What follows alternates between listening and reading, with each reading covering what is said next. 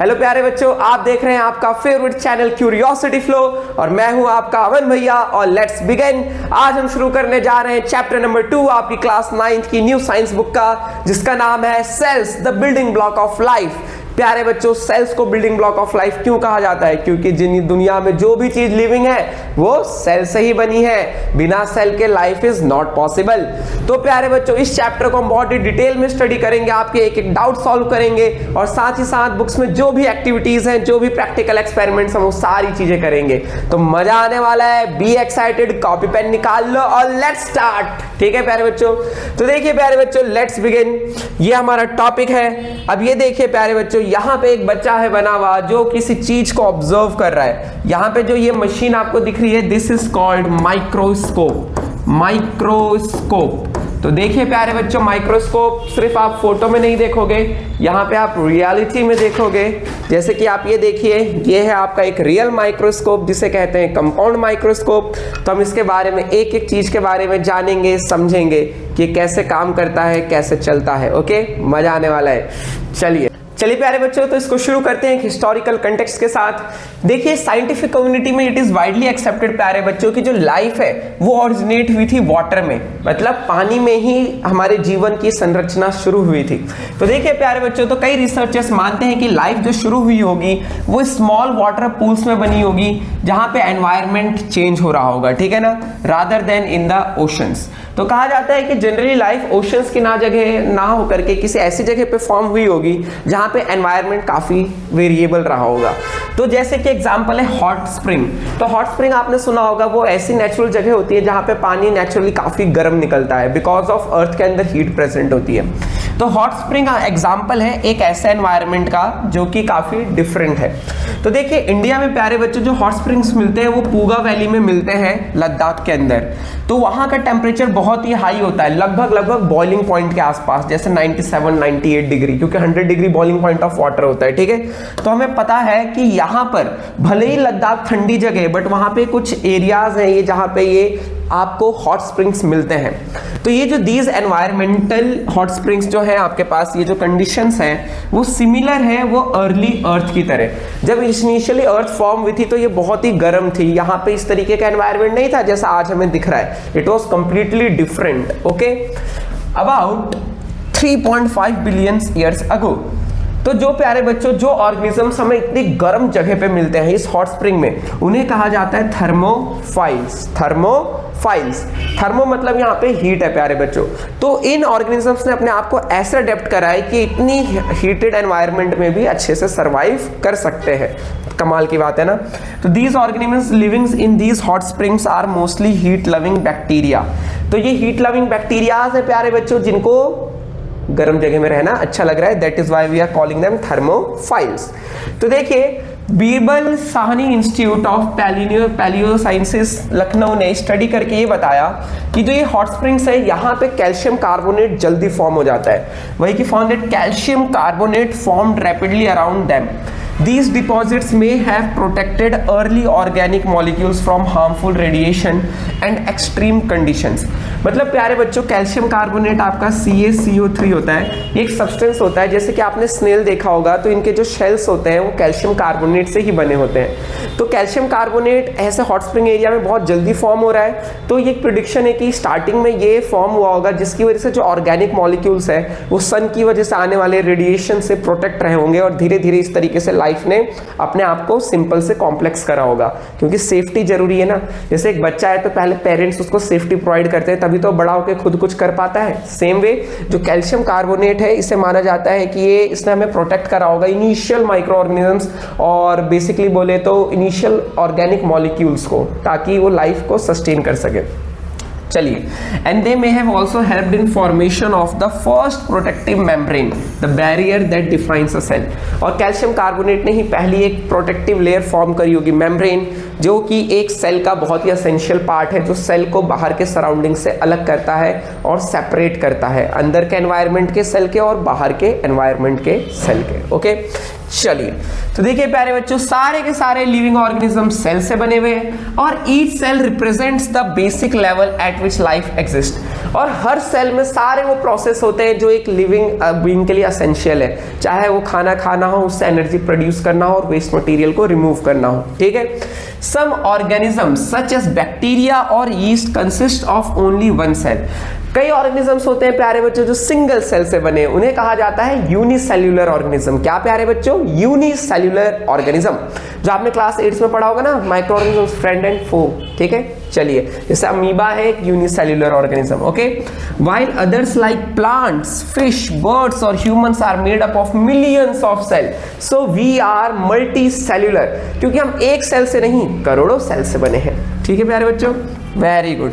और ये सारे सेल्स कितनी कमाल की बात है कि एक साथ मिलकर वर्क करते हैं, जिसकी वजह से हमारी पूरी बॉडी फंक्शन कर रही है और हम लोग जिंदा हैं। और मैं ये वीडियो बना पा रहा हूँ और आप ये वीडियो देख पा रहे हैं, क्योंकि करोड़ों सेल्स हमें जिंदा रखने के लिए लगी है। तो कभी डिमोटिवेट नहीं होना, आपके अंदर इतनी करोड़ों सेल्स है जो काम कर रही है सिर्फ और सिर्फ आपके लिए। चलिए, बहुत प्यार करती हैं आपसे। A group of similar sales performing similar functions. देखो प्यारे बच्चों, क्या होता है कि जो सेल्स होती हैं वो सिमिलर सेल्स साथ में फॉर्म हो जाती हैं, ग्रुप करती हैं और बाद में वो टिश्यूज फॉर्म करती हैं, समझ रहे हो।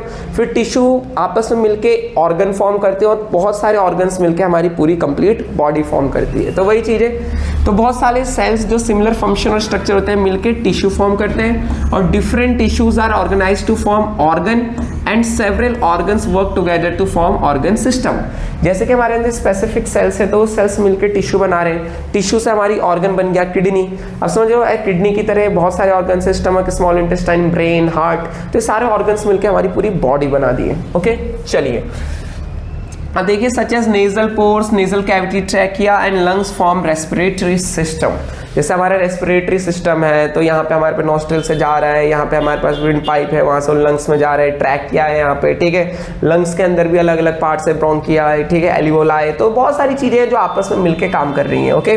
चलिए, even when cells are organized into tissues, organs and organ system, the cell remains the fundamental unit of structure and function of all living organisms।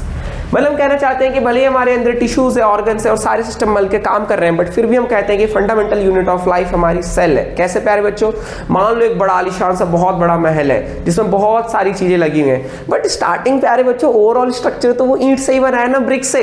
सो हम क्या कहेंगे कि इस पूरे पैलेस का जो फंडामेंटल यूनिट है वो क्या है? एक ब्रिक, एक ईंट है, क्योंकि बहुत सारे ईंट मिलके ही तो वो बना है। अगर ईंट ही नहीं होती तो वो स्ट्रक्चर नहीं बनता, भले ही उसमें बहुत सारी चीजें हैं। इन द सेम वे हमारी पूरी की पूरी body, even every living body is made up of cells. अगर सेल ही नहीं होता तो हम यहाँ नहीं होते।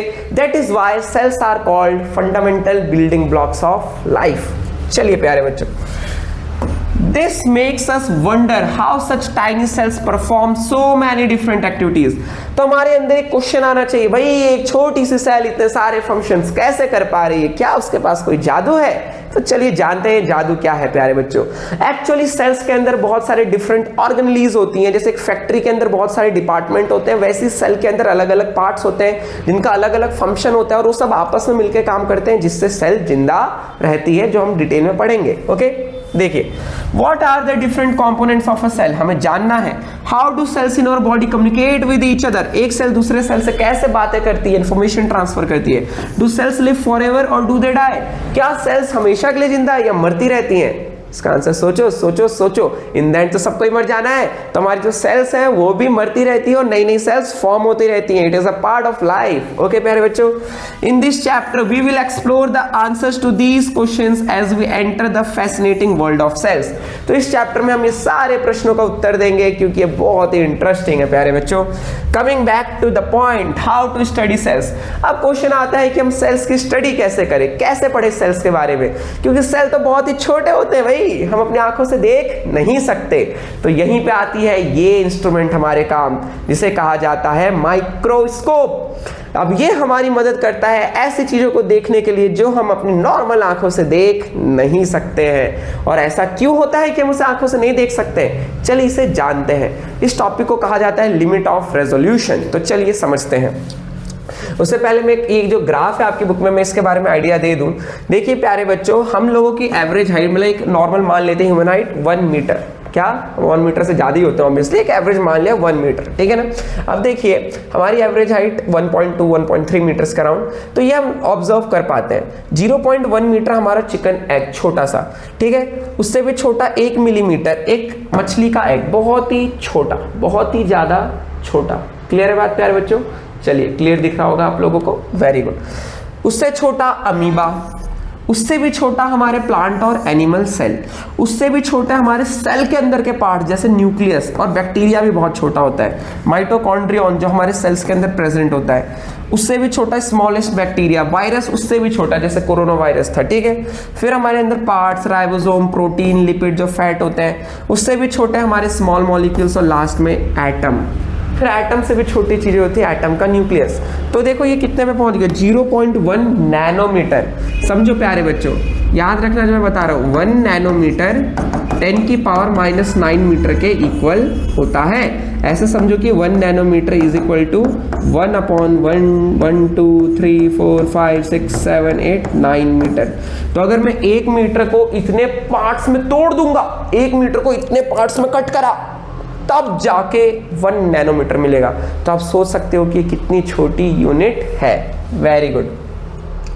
उसी तरीके से प्यारे बच्चों बड़े होते जाते हैं तो हम रॉकेट, अर्थ, स्पेस हम पहुंच रहे हैं, ठीक है ना। तो सेल्स बड़े छोटे हैं, तो अब इस पॉइंट को समझते हैं basically what we are trying to say here. देखिए प्यारे बच्चों, एक टॉपिक है जिसे कहा जाता है लिमिट ऑफ रेजोल्यूशन। अब देखो मैं समझाता हूँ आप लोगों को, ध्यान से देखना, ठीक है, ध्यान से, बिल्कुल ना शर्माएं, पढ़ते रहें। देखो यहाँ पे ये 2 पॉइंट्स है मैंने मार्क करे, ठीक है, ये 2 पॉइंट्स आपको दिख रहे हैं, इनके बीच का गैप दिख रहा है, बहुत बढ़िया। अब इमेजिन करो ये पॉइंट्स बहुत ही छोटे होते जा रहे हैं, ठीक है, या फिर इनके बीच की डिस्टेंस में कम करता जा रहा हूँ। देखो अभी ये 2 छोटे कर दिए, अभी मुझे ये 2 दिख रहे हैं, देखो अब मैंने ये छोटे कर दिए। अब आपको उनके बीच की डिस्टेंस आपको ऐसा लग रहा होगा बिल्कुल एक ही है, भले ही उनके बीच में गैप है। अगर मैं जूम आउट करूं तो देखो इनके बीच में अब आपको गैप दिखने लगा होगा, बट अभी आपको गैप नहीं दिख रहा था। क्यों? क्योंकि जब चीजें एक पर्टिकुलर डिस्टेंस से बहुत कम हो जाती हैं तो हमें 2 अलग अलग ना दिख के एक सिंगल थिंग दिखाई देती है। तो जो लिमिट है जहां तक हम 2 अलग अलग चीजों को सेपरेटली देख सकते हैं, that is called limit of resolution. तो प्यारे बच्चों, हमारी आंखों की, ह्यूमन आइज की जो लिमिट ऑफ रेजोल्यूशन है वो 0.1 मिलीमीटर है, 0.1 मिलीमीटर। चलिए प्यारे बच्चों, तो हमने जैसे कि अभी आपको बताया कि हमारी आंखों के लिमिट ऑफ रेजोल्यूशन 0.1 मिलीमीटर है, यानी कि अगर 2 चीजें 0.1 मिलीमीटर से ज्यादा पास हैं तो वो हम अलग अलग देख नहीं सकते, और सेल्स तो बहुत छोटे हैं। चलिए तो देखिए यही है वो कहानी कि आपने 2 डॉट्स को ड्रॉ करा अपने पीस ऑफ पेपर में, और फिर उन दोनों को मूव करते रहे पास में। There comes a point at which they can be no longer be seen as separate, ठीक है। अब हम उनको पास लाते जा रहे हैं, अब हम उनको सेपरेटली नहीं देख सकते। तो जब हम उन्हें लगभग 25 सेंटीमीटर के आसपास लेके आते हैं, जो कि होती है नियर पॉइंट ऑफ ह्यूमन आई। देखो आप किताब को यहाँ पे पढ़ोगे तो क्लियर, बहुत पास लाके पढ़ोगे तो आपको नहीं दिखाई देगा। क्यों? क्योंकि हम लोगों की एक लिमिट होती है। हम एवरेज अडल्ट की बात करें तो 25 सेंटीमीटर नियर पॉइंट होता है कि वहां तक चीजें क्लियरली दिखाई देंगी, उससे और पास लाएंगे तो धुंधली दिखाई देंगी। तो अब देखो, तो 2 points are separated by about 0.mm can be seen as distinct. तो अगर मैं 25 सेंटीमीटर दूर से कोई किताब पढ़ रहा हूँ, इट इज लाइक ये मेरे पास पेज है और मैं इसे 25 सेंटीमीटर से पढ़ रहा हूँ, तो अगर 2 पॉइंट्स के बीच में 0.1 mm का गैप है, तब तक तो मैं वो अलग अलग देख सकता हूँ, बट अगर उससे कम गैप हुआ तो I can not see it, ठीक है ना। Otherwise they appear as single point. This is called the limit of resolution of the human eye, which is 0.1 mm. तो याद रखना प्यारे बच्चों, लिमिट ऑफ रेजोल्यूशन की डेफिनेशन याद रखना कि ये वो डिस्टेंस है 2 पॉइंट्स के बीच का जहां तक हम 2 पॉइंट्स को डिस्टिंक्टली देख सकते हैं अलग अलग, और ह्यूमन आई के लिए ये होता है 0.1 मिलीमीटर। तो अब देखो भाई, हमारी जो सेल है वो तो 0.1 मिलीमीटर से बहुत ही छोटी है, वो लगभग हमारे माइक्रोमीटर्स के अंदर आती है। जैसे यहाँ पे आप देख रहे होंगे 100 माइक्रोमीटर, ठीक है ना। Most plant and animal cells 100 to 10 micrometre के बीच में। तो देखिए प्यारे बच्चों, a cell is usually too small to be seen by the unaided eye. Unaided eye मतलब सिर्फ नॉर्मल आंखों से नहीं देख सकते clearly. This raises an important question, how have cell biologist studied, कि सेल को बायोलॉजिस्ट ने कैसे स्टडी करा, उनके स्ट्रक्चर कैसे जाने, उनके फंक्शन कैसे जाने, जो कि हमारी लिमिट ऑफ रेजोल्यूशन से बहुत छोटा है। तो देखो हमारी limit of resolution 0.1 millimetre, clear बात। जबकि जो एक एवरेज है, अगर मैं मान लूँ 10 माइक्रोमीटर, एक स्मॉल रेंज ले लूँ किसी एनिमल और प्लांट सेल का, तो 10 माइक्रोमीटर को देखो, अगर मैं इसे 10 इंटू माइक्रो मतलब 10⁻⁻⁶ मीटर, तो हमारा ये इतना छोटा है सेल, जबकि जो हमारी लिमिट ऑफ रेजोल्यूशन है वो है सिर्फ 0.1 इंटू 10⁻³ मीटर, क्योंकि 1 mm में 10⁻³ मीटर होते हैं। ऐसे याद रखना, 1 mm, ये मैं आपको फिजिक्स में बताऊंगा जब हम करेंगे। 1 mm is equal to 1/1000 metre, मतलब 1 मिलीमीटर 1 मीटर का 1000वां भाग होता है। तो मैं 1/1000 को ऐसे लिख सकता हूँ 10⁻³ तो वही है 0.1 इंटू 10⁻³ और वही 10 माइक्रोमीटर यानी कि, और मैंने जैसा अभी आपको बताया 1 माइक्रोमीटर किसके इक्वल होता है 1/1 2 3 4 5 6 मीटर, इसलिए यहाँ पे 10⁻⁶ आ गया। ठीक है, वेरी गुड। तो हमें ये पता चल रहा है कि जो हमारा सेल का रेंज है वो बहुत ही कम है कंपेयर टू हमारी लिमिट ऑफ रेजोल्यूशन। तो इसके लिए अब हमें क्या करना पड़ेगा, उन चीज़ों को मैग्नीफाई करना पड़ेगा। अब देखो भाई, मैग्नीफिकेशन के लिए हम नॉर्मली किसका यूज़ करते हैं, कॉन्वेक्स लेंस का, कॉन्वेक्स लेंस का, जो मैंने आपको पिछली क्लास में दिखाया था। दोबारा दिखा देते हैं, देखिए। तो प्यारे बच्चों, ये जो स्पेशल डब्बा है इसके अंदर है हमारी स्पेशल मैग्नीफाइंग ग्लास। अब ये देखिए, बेसिकली बोले तो जैसे कि यहाँ पे हमारे पास डायरी है और मैं इसके ऊपर ही रखता हूँ, तो देखिए आपको उसमें एवरग्रीन लिखा है तो आपको इसमें बड़ा बड़ा दिख रहा होगा, तो हमने इसका साइज़ क्या कर दिया, बड़ा कर दिया। Got it. तो साइज़ मैग्नीफाई हो चुका है। तो अगर मैं मैग्नीफाई कर देता हूँ किसी चीज़ को, तो पहले तो मुझे एक ही पॉइंट दिख रहा होगा, बट अब मैं उसे मैग्नीफाई करके देखूंगा तो मुझे 2 डिस्टिंक्ट पॉइंट दिखने लगेंगे। बट एक सिंपल माइक्रोस्कोप ज़्यादा मैग्नीफिकेशन नहीं प्रोड्यूस कर सकता। इससे हम किसी लिखे हुए चीज़ को तो बड़ा देख सकते हैं, बट हम एक माइक्रो सेल को नहीं देख सकते, उसके लिए हमें ज़्यादा मैग्नीफिकेशन चाहिए। तो वहाँ पे आता है हमारे माइक्रोस्कोप का रोल। तो देखिए, a convex lens or a combination of lenses that is an objective lens and an eyepiece are used for the magnification of an object to make it appear larger। तो हम क्या करते हैं, एक single microscope, simple micro, देखो एक single ये है तो इसे कहा जाता है सिंपल माइक्रोस्कोप, एक सिंगल लेंस को। बट हमारे पास जो ये माइक्रोस्कोप है रियल वाला, इसे कहा जाता है कंपाउंड माइक्रोस्कोप, क्योंकि इसमें 2 लेंसेज यूज होती हैं। देखिए प्यारे बच्चों, ऊपर वाला है जिससे हम चीज़ें देखेंगे, इसे कहते हैं आई पीस, क्योंकि यहाँ पे हम अपनी आंखें लगाते हैं ऐसे। ठीक है, और जो नीचे वाली लेंसेज हैं, ये जो आप देख रहे हैं, ये कहलाती है हमारी ऑब्जेक्टिव, क्योंकि यहाँ पे हमारी स्लाइड रखी होती है, ऑब्जेक्ट रखा होता है जिसको हम ऑब्जर्व करते हैं। तो कंपाउंड माइक्रोस्कोप में 2 लेंस हैं, एक आई पीस और एक ऑब्जेक्टिव, याद रहेगा। तो यहाँ पे 2 लेंसेज का इस्तेमाल होता है, जिसकी वजह से मैग्नीफिकेशन बहुत बढ़ जाती है। Okay, very good.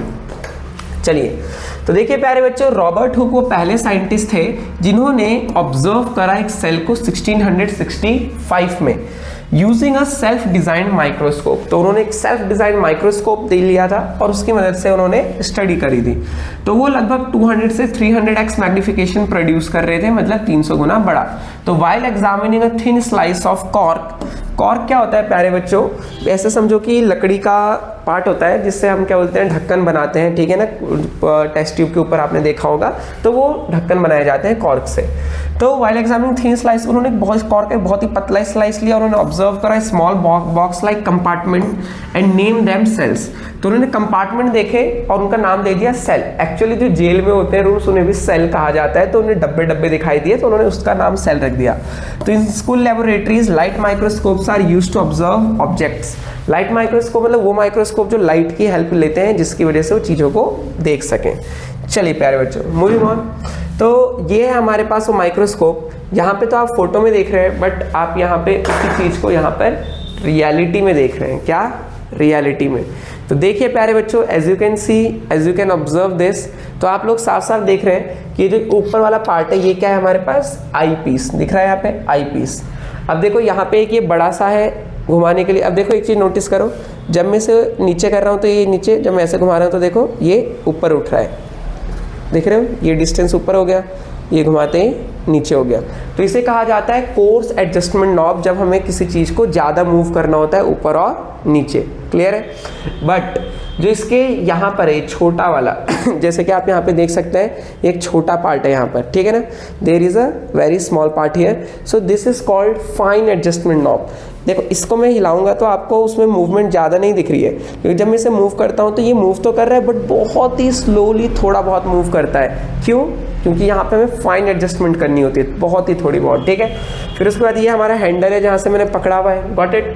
अब देखो यहाँ पे ये है ऑब्जेक्टिव लेंस, जो ये यहाँ पे लिखा हुआ है ऑब्जेक्टिव लेंस, और ये हमारे पास स्टेज जहाँ पे हम चीज़ों को रखेंगे। इसमें हमने मिरर रिमूव कर रखा है क्योंकि हमने एक एलईडी लाइट सोर्स ले रखा है। मिरर का काम वहाँ पे लाइट सोर्स का होता है कि जो लाइट आ रही है वो रिफ्लेक्ट करे, तो यहाँ पे हमने एलईडी लाइट सोर्स ले रखी है, इट इज़ मच बेटर, ठीक है। And this is our base. Clear है प्यारे बच्चों? तो आपने माइक्रोस्कोप का पूरा स्ट्रक्चर समझ लिया, एंड मुझे यकीन है कि आप लोग अपने स्कूल्स में बहुत ही अच्छा परफॉर्म करोगे, ठीक है ना। कोई डाउट नहीं रखना है, जो नहीं समझ आए वो पूछ लेना है और शर्माना नहीं है। चलिए, तो देखिए इसमें ऑब्जेक्टिव लेंस अलग अलग मैग्निफिकेशन की मिल जाती है, 10x 40x to achieve better magnification resolution under visible light. Explore different parts of a microscope in your school laboratory and use it to observe fine structure of various materials। तो आप curiosity flow आइए ताकि आप actual में इन चीज़ों को देख सकें, और जो आप दूर हैं तो आप स्कूल में जाइए, अगर स्कूल आपके प्रोवाइड करते हैं तो आप उसे माइक्रोस्कोप को लीजिए और उसे समझने का प्रयास कीजिए, ठीक है, मज़ा आएगा। चलिए प्यारे बच्चों, तो under the microscope you will see a magnified image of an object, can you estimate its actual size. तो अगर हम माइक्रोस्कोप के अंदर किसी चीज़ को ऑब्जर्व करते हैं तो क्या हम उसके एक्चुअल साइज को देख पाएंगे? Can we see it? Let us find out, ठीक है। हम उस चीज़ का रियल साइज बताने वाले हैं मैथमेटिक्स की मदद से। और अगर मुझे माइक्रोस्कोप में कोई चीज़ दिख रही है तो रियल में उसका साइज कितना है, समझ रहे हो? माइक्रोस्कोप में तो बड़ा ही दिखेगा बट रियल में कितना है कैलकुलेट करते हैं। तो हमारे पास एक्टिविटी 2.1 आती है, let us estimate the size of a cell. बहुत ही अच्छे से समझ आएगा, जो भी डाउट होंगे सब सॉल्व हो जाएंगे। अगर आपको डाउट आ रहा है इन चीज़ों में तो वह लास्ट है, ठीक है, आज क्लैरिटी का दिन है। ओके चलिए, तो देखिए पहला क्या है कि हमने एक ट्रांसपेरेंट रूलर लिया विद मिलीमीटर मार्किंग। फिर हमने क्या करा, रूलर को माइक्रोस्कोप के स्टेज पे रख दिया, हमने उस पर फोकस करा और ऑब्जर्व करा कि उसका डायमीटर कितना है जब हम उसे माइक्रोस्कोप से ऑब्जर्व कर रहे हैं। तो देखो क्या करना है, हमें एक स्केल लेना है। चलिए प्यारे बच्चों, तो ये एक्टिविटी देखते हैं, let us estimate the size of a cell. तो देखिए प्यारे बच्चों, हम क्या करने वाले हैं, सबसे पहले हम एक ट्रांसपेरेंट रूलर लेंगे, जैसे कि आपको ये दिख रहा है स्केल हमारा। फिर हम क्या करेंगे, इस स्केल को लेकर के यहाँ पे हम इसके स्टेज पे रखेंगे अपने माइक्रोस्कोप के, और फिर हम क्या नोटिस करेंगे, फिर हम इसमें अपने आईपीस के थ्रू ऑब्जर्व करेंगे। जब हमने ये प्लेस कर दिया इसके स्टेज पे, फिर हम आईपीस के थ्रू ऑब्जर्व करेंगे कि मेरा फील्ड ऑफ व्यू कितना है, मेरा फील्ड ऑफ व्यू कितना है। क्लियर है? मिलीमीटर्स में। तो देखिए, place the ruler on the stage of a microscope, focus on it using the adjustment knob and observe the diameter of the circular field of view through the eyepiece and measure it in millimetre. तो मैंने scale को डाला और फिर उसे millimetre में observe करा कि मतलब मैंने जो ऑब्जर्व करा अपने आईपीस के थ्रू कि उस डायमीटर कितना है जो एरिया मेरे को विजिबल है। तो हमने मान लिया कि चलिए मान लेते हैं कि 5 है, वो क्या 5 मिलीमीटर। तो पहला मेरा काम है कि मैं उस मिलीमीटर से माइक्रोमीटर में चेंज करूं। मतलब टारगेट ये है प्यारे बच्चों, मुझे मिलीमीटर से माइक्रोमीटर में चेंज करना है, ठीक है। तो मैं पहले बता देता हूं, देखिए 1 मिलीमीटर प्यारे बच्चों इज इक्वल टू 1000 माइक्रोमीटर। याद रखेंगे relationship, 1 millimetre is equal to 1000 micrometre. क्यों? क्योंकि 1 mm I can write it as 1000 into micrometre कितना होता है 10 की पावर -6 मीटर। तो और 1 mm कितना होता है खुद 10 की पावर -3 मीटर। तो जब ये 3 zeros हैं तो ये 10 की पावर 3 इंटू 10 की पावर -6। तो देखिए क्या हो जाएगा प्यारे बच्चों, 10 की पावर -3 मीटर और ये बेस सेम है 10 तो ये 10 की पावर +3 और ये -6। तो ये क्या बन जाएगा, दोनों साइड इक्वल आ गए, 10 की पावर -3 मीटर। इसका मतलब बेसिकली ये है कि 1 millimetre is equal to 1000 micrometre. समझे? चलिए फिर देखिए, तो मान लेते हैं कि हमारे पास जो डायमीटर था वो था प्यारे बच्चों 5 मिलीमीटर। तो अब हमने क्या करा, 5 इंटू 1000 5000 माइक्रोमीटर्स। ओके, तो अब हमने क्या करा, रूलर को हटाया, वहां पे अनियन पील डाली, मतलब छिलका प्याज का, ठीक है। फिर हमने उसे माइक्रोस्कोप के स्टेज पे रखा, उस पर हमने फोकस करा और फिर हमने काउंट करे कि कितने नंबर ऑफ सेल्स मुझे दिख रहे हैं उस डायमीटर के अंदर फील्ड ऑफ व्यू में, ठीक है ना। तो मुझे दिखा, तो फिर मैं इसको से एस्टिमेट कर सकता हूँ real size of the cell using the formula. अब रियल सेल कैसे फाइंड करना है, ये भी पूरी मैथमेटिक्स है, बट बहुत ईजी तरीके से समझाएंगे। जैसे ये चीज़ आपको समझ आई, वैसे ही अब आगे का भी समझ आएगा। तो देखिए यूनिट कन्वर्जन, तो अभी जो मैंने बताया 1 mm is equal to 1000 micrometre. तब ये फॉर्मूला देखिए क्या है प्यारे बच्चों, estimated size of onion peel cell, मतलब एक सेल का साइज कितना है। तो हम कैसे करेंगे, diameter of the visible field of view in micrometre, मतलब कि जो विजिबल फील्ड है वो कितना है। जैसे अभी हमने देखा कि यहाँ पे हमने 5000 माइक्रोमीटर लिया, 5000 micrometre divided by number of cells along the diameter, कि मतलब उस पर्टिकुलर डायमीटर में मुझे 5 सेल दिखे, 6 सेल दिखे, ठीक है ना। तो इट इज जस्ट, ये बिल्कुल सिंपल सी बात है। जैसे कि मेरे पास स्केल है, आपने देखा होगा, क्लोजली देखे तो 0 से 1 के बीच में 10 लाइंस होती है 1 mm की, ठीक है ना, समझ रहे हो। तो मुझे अगर 1 mm की लेंथ निकालनी है तो मैं क्या करता हूँ, जो टोटल है 1 सेंटीमीटर, उसको उसके अंदर जितने पार्ट्स है उससे डिवाइड कर देता हूँ। 10 पार्ट्स है तो 1 सेंटीमीटर अपॉन 10 कितना हो गया, 0.1 सेंटीमीटर। इसका मतलब एक डिवीजन की वैल्यू 0.1 सेंटीमीटर होती है, दैट इज 1 मिलीमीटर। तो उसी तरीके से प्यारे बच्चों, मान लो मेरा सर्कुलर डायमीटर है और यहाँ पे ऐसे 1 2 3 4 और 5 सेल लगी हुई है लाइन से, ठीक है। और मुझे ये पूरा का पूरा पता है कि ये जो पूरी पार्ट है ये कितना है मेरा, 5000 माइक्रोमीटर, 5000 माइक्रोमीटर, और उसके अंदर ये 5 आ रहे हैं। तो अगर मुझे सिर्फ एक का डायमीटर फाइंड करना है तो मैं कैसे फाइंड आउट करूंगा प्यारे बच्चों, मैं 5000 माइक्रोमीटर को डिवाइड कितने से कर दूंगा, 5 से, जितने सेल्स यहाँ पर है। तो यहाँ पे भी तो हम वही कर रहे हैं, हमने डायमीटर ऑफ विजिबल फील्ड से डिवाइड कर दिया जितनी सेल्स मेरे को दिख रही हैं। अब समझ आया, सब समझ आएगा। चलिए तो देखिए, तो हमने मान लिया यहाँ पे मुझे 25 सेल्स दिख रही हैं। तो मैंने देखा कि in that case size of 1 onion cell would be 5000 divided by 25, क्योंकि डायमीटर था 5000 माइक्रोमीटर और मुझे सेल्स कितने दिखे, 25। तो जब मैं 5000 को 25 से डिवाइड करा तो 200 micrometre, 200 micrometre. Got the point, very good, smart बच्चा बाटी। चलिए देखिए आगे क्या है, if the estimated size of an onion peel cell is 200 micrometre, how much does a light microscope magnify this cell. तो अगर मुझे को एक्चुअल साइज जो है वो 200 माइक्रोमीटर है, तो इस माइक्रोस्कोप ने कितना मैग्निफिकेशन प्रोड्यूस करा, ये हम कैसे फाइंड आउट कर सकते हैं। मैग्निफिकेशन का फॉर्मूला देखिए क्या होता है, जो मुझे दिख रहा है रियल, क्या बोलते हैं, observed size upon real size, जितना मुझे उसका साइज दिख रहा है डिवाइडेड बाय उसका एक्चुअल साइज क्या है, तो मुझे मैग्निफिकेशन मिल जाएगी। ठीक है प्यारे बच्चों, सो दिस इज इट। तो देखिए, the total magnification of a microscope depends on it's magnifying power of the eyepiece and objective, कि आईपीस की मैग्निफिकेशन कितनी है, ऑब्जेक्टिव की मैग्निफिकेशन कितनी है, इन दोनों को मल्टीप्लाई कर देते हैं तो हमें टोटल मैग्निफिकेशन मिलती है प्यारे बच्चों। If both eyepiece and objective lens have the magnifying power of 10x, मतलब देखो ऑब्जेक्टिव ने 10x मैग्नीफाई करा और फिर आईपीस ने भी 10x मैग्नीफाई करा, तो ये कितना हो गया 100x, 10 into 10, तो मुझे 100 टाइम्स बड़ा दिख गया, ठीक है ना। Then total magnification will be 100x। This means that cell with an estimated size of 200 micrometre will appear 100 times longer, मतलब जो सेल है मुझे 100 गुना बड़ी दिख रही है, बट हमारे माइक्रोस्कोप और भी बेटर है। ठीक है प्यारे बच्चों, चलिए तो हमने देख लिया कि जो हमारे पास माइक्रोस्कोप है कि बहुत ही एसेंशियल टूल है। Microscope allows us to see very small structure clearly and is an essential tool for studying cell structure, क्योंकि अगर हमारे पास माइक्रोस्कोप ना हो तो हम कैसे डिटेल में देख पाएंगे कि सेल कैसे काम कर रही हैं। Over the year scientists have improved the microscope by improving its 3 main features. हमने समय के साथ अपने माइक्रोस्कोप्स में काफ़ी इंप्रूवमेंट करी है, और जो मेन 3 फीचर है जो माइक्रोस्कोप में इंप्रूवमेंट की जाती है वो क्या है, देखिए। एक तो वही हम लिमिट ऑफ रेजोल्यूशन बढ़ाना चाहते हैं, और हम जो इमेज बन रही है उसे क्लैरिटी के साथ भी देखना पाते, ये नहीं कि बड़ा दिखे मैग्नीफाइड बट धुंधला, ऐसा ना हो। तो देखिए पहला क्या है, रेजोल्यूशन मेजर ऑफ क्लैरिटी, जैसे मेगापिक्सल कहते हैं ना, 10 मेगापिक्सल 20 मेगापिक्सल कैमरे का, जितना ज़्यादा अच्छा मेगापिक्सल उतना क्लियर इमेज। अगला क्या है, कॉन्ट्रास्ट। कॉन्ट्रास्ट मतलब जैसे आपने फोटो खींचते हुए देखा होगा ना, कम ज़्यादा कराओ, जिसमें कॉन्ट्रास्ट दिखाता हूँ। जैसे देखो मैंने इधर क्लिक कर दिया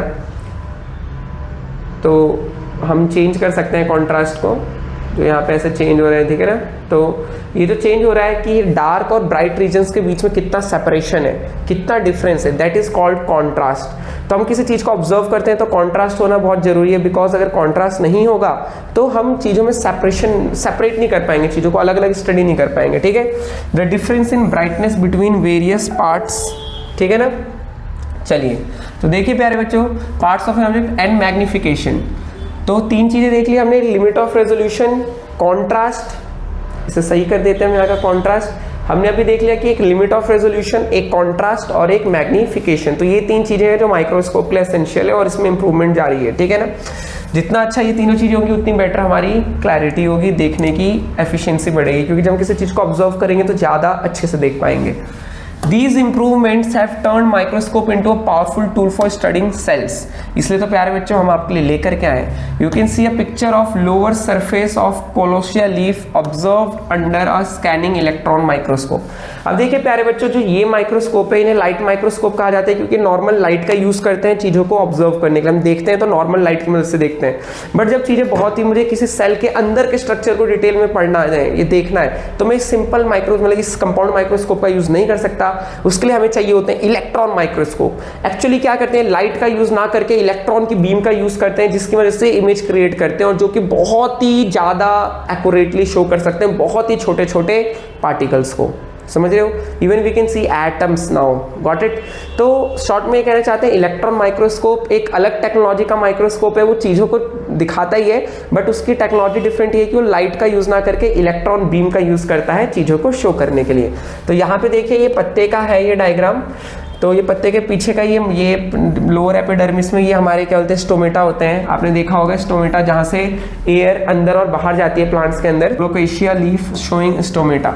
तो प्यारे बच्चों दिस इज इट। तो ये इलेक्ट्रॉन माइक्रोस्कोप से ली गई इमेज है और आप देख सकते हैं कि ये चीज़ काफ़ी क्लैरिटी के साथ शो कर रही है। इसमें कलर्स नहीं होते बिकॉज उतने छोटे स्केल पे कलर्स का मीनिंग नहीं है बेसिकली बात करें तो। ठीक है प्यारे बच्चों, तो ये आपने देखा। तो आज आपने समझा कि माइक्रोस्कोप क्या है, उसके क्या क्या एलिमेंट्स है, सेल्स की शुरुआत कैसे हुई, ये थर्मोफाइल्स क्या होते हैं गर्म जगह पे रहने वाले, कैसे लाइफ की शुरुआत हुई होगी, कैल्शियम कार्बोनेट ने हेल्प करी होगी पहले ऑर्गेनिजम्स को जिंदा रहने के लिए प्रोटेक्ट किया होगा, और साथ ही साथ हमने देखा कि हम किसी एक्चुअल सेल का साइज कैसे एस्टिमेट करते हैं through the help of microscope. तो आई होप कि आपको बहुत अच्छे से समझ आया होगा, और कहीं पे आपको कोई डाउट या कोई प्रॉब्लम है तो जल्दी से जल्दी कमेंट सेक्शन में भेज देना और आपके सारे डाउट सॉल्व हो जाएंगे। अब हम इसके बाद इसका नेक्स्ट चैप्टर लेके आएंगे, इसी का नेक्स्ट पार्ट। अब इसके बाद हम प्यारे बच्चों इसका नेक्स्ट टॉपिक लेके आएंगे जिसका नाम है स्ट्रक्चर ऑफ अ सेल। तो इसमें हम स्ट्रक्चर ऑफ अ सेल में डिटेल में पढ़ेंगे कि सेल मेम्ब्रेन क्या होती है, उसके अंदर न्यूक्लियस क्या होता है, साइटोप्लाज्म क्या होता है, हर चीज़। बहुत मजा आने वाला है। Thank you very much for watching प्यारे बच्चों। जय श्री कृष्णा, जय भारत।